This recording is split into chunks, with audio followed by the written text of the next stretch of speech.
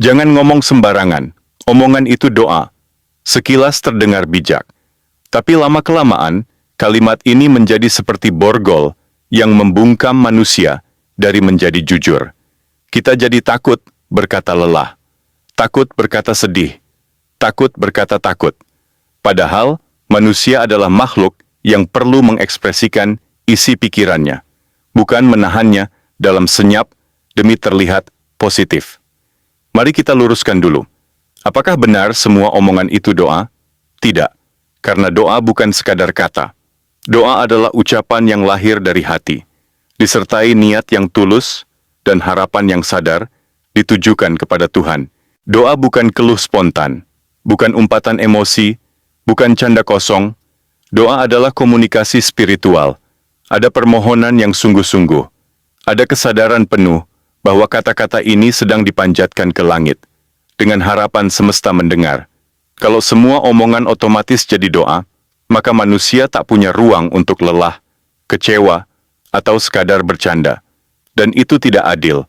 Lalu bagaimana dengan orang yang berkata, "Aduh, aku kayaknya gagal terus. Aku capek, aku pengen berhenti." Apakah itu otomatis jadi doa buruk? Tidak. Itu ekspresi manusiawi. Kadang kita butuh bicara seperti itu, bukan karena kita ingin kejatuhan datang, tapi karena kita ingin dipahami. Karena kata-kata bisa jadi jembatan dari batin yang sedang luka ke orang-orang yang mungkin bisa menguatkan.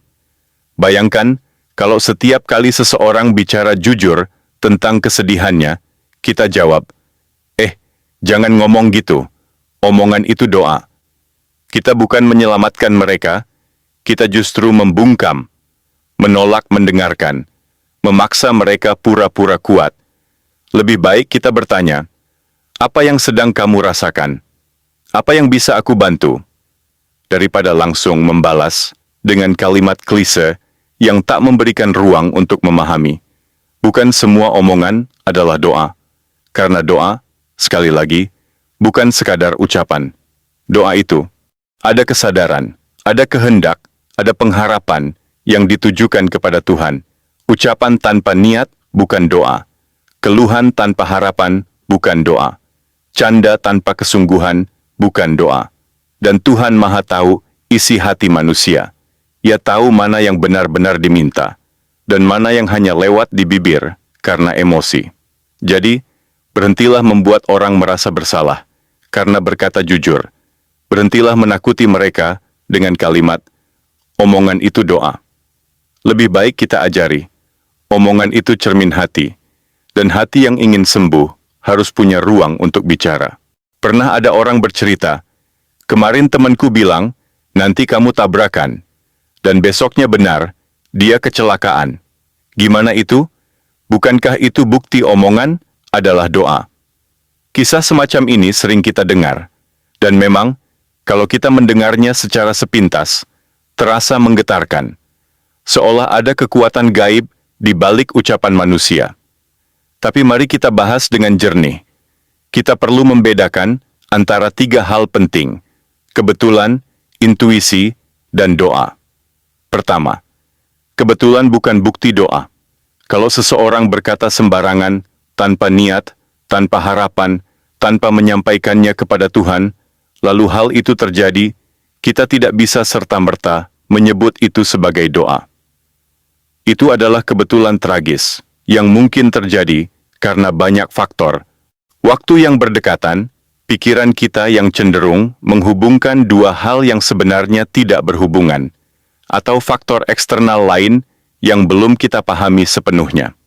Kedua, bisa jadi itu intuisi, tapi bukan doa.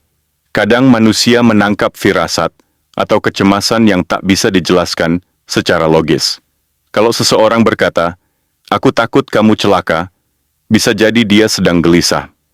Ucapan seperti itu mungkin lahir dari rasa empati atau ketakutan, bukan dari harapan agar hal buruk benar-benar terjadi. Lalu, apa itu doa yang sesungguhnya?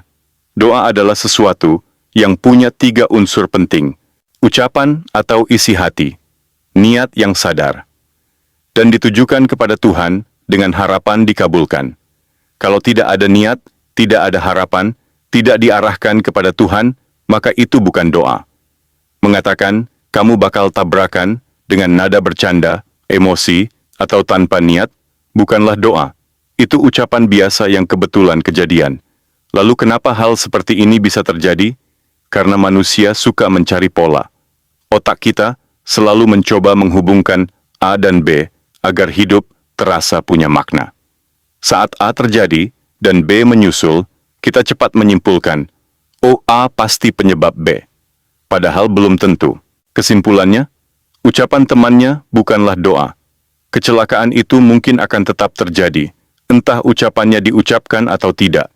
Dan yang harus diperbaiki bukan kata-katanya, tapi mungkin kewaspadaan di jalan, kondisi kendaraan, atau fokus saat berkendara.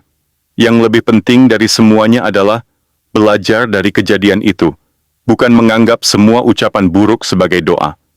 Dan kalau kamu benar-benar ingin kata-katamu menjadi doa, ucapkan dengan sadar, dengan niat, dengan harapan, dan arahkan itu kepada Tuhan, karena itulah doa yang sesungguhnya.